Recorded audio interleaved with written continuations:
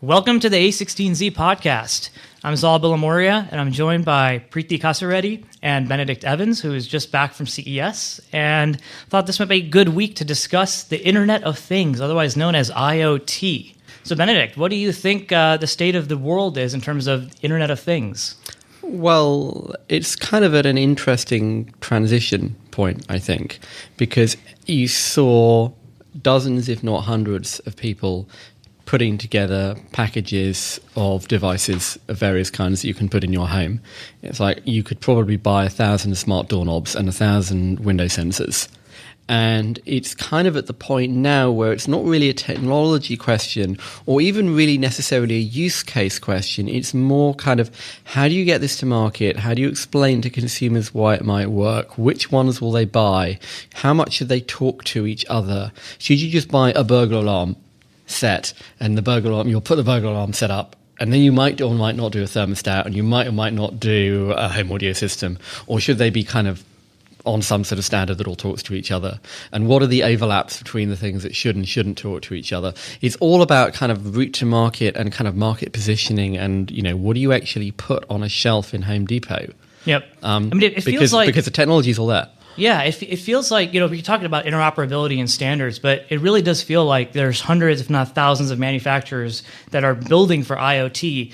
But do we really have killer use cases yet and killer applications? That's a really good question. I mean, you mentioned that you think there's a lot of use cases, but what are the transformational use cases? Other than locks and potentially ovens, I don't see turning on a light being that transformational. The way that I tend to look at this is that our grandparents could have told you how many electric motors they owned. There was one in the car and one in the refrigerator and one in the vacuum cleaner. And now there's probably a dozen in your wing mirror. And you've got dozens of different electrical devices in your home. But you didn't go out and buy electric motors. You bought a blender and you bought a coffee machine and you bought, a microwave oven and you bought another vacuum cleaner and so on. And so those are what people end up buying. They buy a solution to a particular problem. And I think quite a lot of these devices are just adding a bit more intelligence or a little bit more sense to it. Some of them, make obvious sense. Some sort of intelligent thermostat seems like, well, that will be the world it's going to be. Others, like connected doorknobs or connected toilet flushes or all of these kinds of things, are a little bit more up in the air. They may work, they may not. It is ultimately going to come down to how you communicate to a consumer, whether you make these things work together. And that is really the big kind of fuzzy question, because, you can kind of see that your TV might want to speak to your hi-fi. You can kind of see that your electricity meter might want to speak to your thermostat. Does your burglar alarm need to speak to your thermostat? Well, maybe. And if so, well, how would that work? And how does that translate into something you can buy in Home Depot? Well, what are the logos? How do you actually make that happen? Is that easy or is that complicated? Is that something that happens as a web service, as a business development deal between your power company and your alarm company? Or do you just buy two boxes in a store and they all just kind of work together when you load the smartphone app? So that's where all it seems to me that that's where, in the part of the stack where the uncertainties are. Yeah, it's kind of interesting. People are actually buying products that they don't even realize are already connected, with IoT connections, Bluetooth LE, whatever the technology is, the Z-Wave versus the Zigbee radio wave technologies. But it seems like, how are all of these going to work together? And I think that I completely agree. It's leaving consumers kind of blinded with figuring out how to work these together. And I think what startups and companies like Samsung and LG and Google, what they have to think about is providing whole solutions for consumers, providing the entire smartphone or whatever, or pieces of a smartphone, so that they can just buy it and that's it. Yeah, I think this is what's interesting, contrasting Nest on the one hand with something like HomeKit or the various kind of industry standards consortia. Because what Nest is doing is they're giving you, the point of Nest isn't the thermostat, it's the route to market and the communication. It's like, you buy a thermostat, that's a really useful, valuable thing. Then you make a smoke detector and you buy a security camera and you start building out slowly around that in ways that are really clear to communicate and clear for people to understand, and it's clear how they're going to plug into everything, and it just kind of works together. Now, whether it actually does work or not is another question, but that's one strategy. The other strategy is that every box in Home Depot has one logo on it, and they all just supposedly work together. Mm-hmm. But when you're actually standing in Home Depot and you're like, okay, I've got a Whirlpool dishwasher, and I've got a burglar alarm, and they've both got this Internet of Things logo on. What does that even mean? Why is that any kind of meaningful benefit? Yeah, you mentioned Apple's HomeKit, and that almost seems like a complete head fake. I mean, if you actually go to their website, it's actually just a developer landing page with a couple of coming soon notifications, and so it feels like Apple may have just kind of announced it, late last year, and kind of gave everyone a little bit of a freeze and say, okay, let's wait till see what Apple is going to come out with in terms of HomeKit, HealthKit, or even the Apple Watch in terms of the wearable. So it's kind of been interesting, like where if everything has to come together and work together, it has to be interoperable. You have to almost imagine that the two major mobile operating systems in Android and iOS will have something to say in this matter. I think that's right. I mean, the kind of the elephant in the corner here is that the smartphone, or sort of, it's maybe the wrong metaphor, but the smartphone is kind of the enabler for all of these things. Firstly, because the smartphone supply chain is creating the components that everything else is using, and secondly, because it's the network connection and it's the user interface for all of these things. And of course, it's you don't want to have a control screen on every window log. It makes a lot more sense if all this smart lives in the smartphone. And so, therefore, the smartphone guys think that they should be controlling it. But I kind of keep coming back to this point. It's like I think our colleague Mark made this point that is it Internet of Things, or is it just things connected to the internet? Again, do you buy a whole, and some of the sort of visions of the Internet of Home and the mock-ups that you see with all these things talking to each other, they remind me of a sort of Westinghouse home of the future from the World Fair in 1960, where there's a wall of your house that's got lots of knobs and dials on it, and you pull something and something else happens. And I feel like, maybe there's going to be a lot of different overlaps here. Like your TV will talk to your smartphone, yes. Your thermostat might talk to your electricity meter, might talk to your burglar alarm, nobody's home, turn the power off, might not. Your connected car might talk to your thermostat. They're almost home, it's 50 degrees outside, minus 50 outside, turn the heating on 20 minutes before you get home. Those kinds of those are the kind of the interesting tension points, because it's where you can describe a scenario where absolutely your car should talk to your thermostat. But you can also describe a scenario where, no, the car doesn't talk to my thermostat. I've just got the Nest app on my phone, uses geolocation to work out that I'm almost home. Or, there's all these different ways that you might put that puzzle together. Yeah, I think that one big question here is I have no doubt that the connected home, Internet of Things is definitely going to be the future, and we're going to have a lot of technologies and applications. And I think there will be just like we have hundreds of electric motors. Right. I think it's just a matter of whether it's going to be this year or next year or the year after. I still feel like we're, if you think about the Gartner hype cycle, I think we're probably still in the trough of disillusionment. We're still crossing the chasm, so to speak, in terms of getting into the early majority of actually where are we going to get the real kind of majority of users to get excited about actually putting these things together. And we have a couple of our portfolio companies, for example. Let's just take for example, like Home Depot has a good relationship with Quirky, and so when you go into Home Depot today, you can actually see the connected air conditioning unit. You can see the connected this and that, and they also have their relay station that kind of is the governing remote control for some of these things. So they're starting to think about the packaging. To your Nest analogy from earlier, they're starting to think about packaging these things together because they realize that this is a bigger problem than the industry is actually leading it on, because the industry, if you step onto the CES showroom floor, it's like, oh wow, this is the year. There's so many applications, there's so many devices. Every manufacturer from the old guard to the new guard are developing devices. So the thing that occurs to me while you're talking about this, and I kind of mentioned earlier that it's because the smartphone supply chain is enabling this thing. Normally when these kinds of things arrive, the way it works is you've got a really crappy product because the technology isn't ready. And then you've got a slightly less crappy product and a slightly less crappy product. And after about 5 years, the technology kind of catches up with the vision of the use case. What's happening with wearables and Internet of Things is it's the other way round. Because all the components have been created already for another industry, for the smartphone industry. It's like you don't have crappy Internet of Things. You don't have crappy world. They're just there. And so people have been handed all these components and they're trying to work out what to do with them rather than having the vision of the great use case and then try and build the technology to fit it. It's like you've got the technology and now you're thinking, well, there must be something I can do with sensors in the home. Yeah. But what? I'm not quite sure. Yeah, no, I totally agree. All the building blocks are there. The sensors are there. The processing units are there. The communication, like wireless, wired technology is there.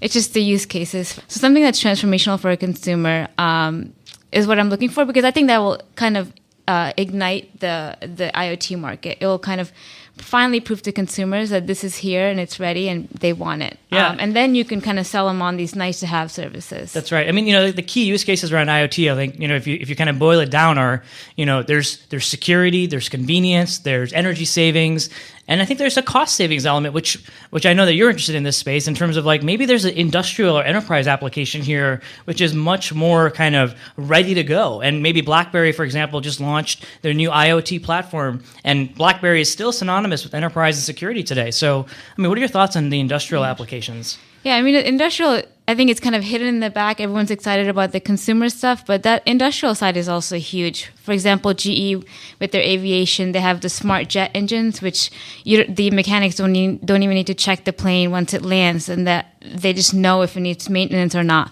That saves a ton of time and ton of fuel and ton of just money for aviation industry. And then there's like healthcare. Elder care monitoring for doctors, that's a huge issue because if you have something like diabetes or high blood pressure or whatever, you need continuous monitoring, and this kind of technology can really make differences for doctors. So that's another industry that's kind of huge, and I think it's already happening, and I'm really excited for that to take off. Let me throw one more wrench in the equation here. So I think some people might classify Google Glass as an Internet of Thing device, but whether it's in a wearable or augmented reality, I think there are consumer as well as enterprise applications. What are your guys' thoughts on like whether that kind of internet IoT device is actually going to be able to take off? Well, I think there's a short-term and a long-term question here. I mean, the short-term, it feels like Google Glass is probably too limited in its capability, and it's probably too intrusive in the form factor for anything other than an enterprise application. And I've seen a lot of really cool Google Glass enterprise applications. In the consumer market, it clearly doesn't seem to work very well. I think there's a kind of a longer-term story here around watches, which seemed like a better way of having that ambient screen, maybe, than something that's kind of clamped onto your face. Yeah, it seems like glass is something for professions that you don't have use of your hands, like surgeons. Or you're up the top of a pole, right, with your hands full of spanners and cables, and you kind of want to see the checklist. I think there's a sort of a longer term point here around what the kind of, are we still going to be looking at black plastic rectangles or black glass rectangles in 10 years? And, things like glass, things like watches, things like Magic Leap, which, again, we've invested in, are interesting as they kind of point to sort of what might happen after the black glass rectangle. But, we're kind of a long way away from that at the moment. So should startups be scared of interoperability, and should they wait for Google, Apple, Samsung, et cetera, to go and create interoperable standards for everything to work together? Or should they kind of blaze the trail forward and try to figure out, is there a killer use case here? I don't think they should wait. I think they should build their technology to be open, scalable, and I think Samsung already has an open platform. So there's no reason to wait because consumers know it's out there, they're ready for it, and I think it's entrepreneurs' opportunity now to take it and prove to consumers that there is a real use case for this. Yeah, I think that's right. I mean, as I said, the challenge is how you articulate what you should be doing with this. It's the Nest story. How do you go out and give consumers a really clear reason what this is? What are you going to put on the shelf in Home Depot that will sell itself as you walk past it from 5 feet away, that's kind of the challenge here, because that's the app store for the Internet of Things. It's certainly the app store for connected home. How do you actually, what is your vision for something fantastically cool? Not, well, I bought 150 sensors and I put them in white plastic boxes with wireless connections. Here you are. Because that's kind of a lot of what I was seeing at CES. Absolutely. I mean, I think, one person was telling me that you really need to watch the bigger manufacturers and the retailers also this year to really see if this is going to be the year for IoT. I mean, if you think about Home Depot, I mean, their revenue is up 30% versus last year. For a $100 billion company, that's quite remarkable, actually, to be thinking about it that way.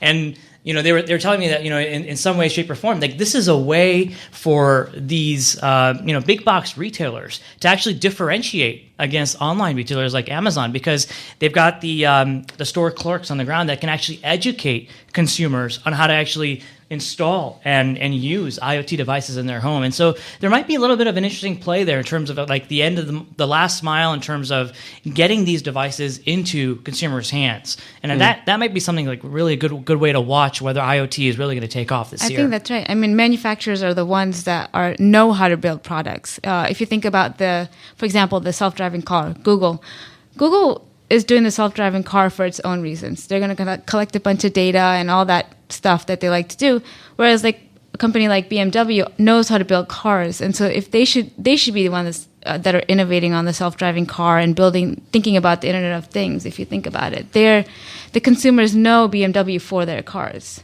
Yeah, it's really interesting. The whole connected car as part of the IoT ecosystem is a really fascinating topic. I mean, Google is wading into it. Apple is wading into it. Again, BlackBerry launched another platform yesterday for the car. It's kind of interesting to see like so many different players coming into the space. I mean, is this something that we're going to see, Benedict? Like, I think in terms of like, am I going to buy a car? Am I going to buy a car because it has IoT-enabled technology? Well, I mean, the car manufacturers have always managed to use accessories and alloy wheels and car sunroofs and what have you as a way of differentiating a car and, getting you to spend $1,000 more on something that costs them $50. And I think that's certainly part of how they see this stuff. Clearly, the dilemma that they have is that they don't want to end up being kind of disintermediated by a software provider. I'm not entirely sure how real that threat is, because it's not like, a TV set where the elemental functionality moves into the software, or a smartphone where the elemental functionality moves into the software and the guy who's making the thing gets no say. Car is still basically kind of about driving, at least until we've got self-driving cars. And even then, it's all basically about how you put the bits of metal together.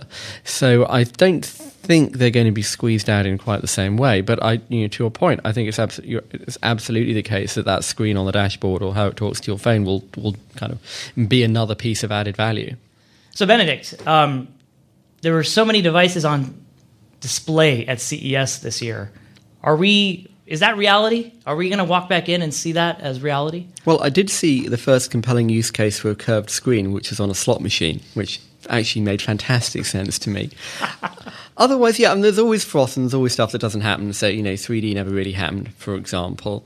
I think there's an oddity here, as I said earlier, in that generally the way it works is you have this shining vision of the wonderful thing and the technology doesn't quite live up to it for years and years and years.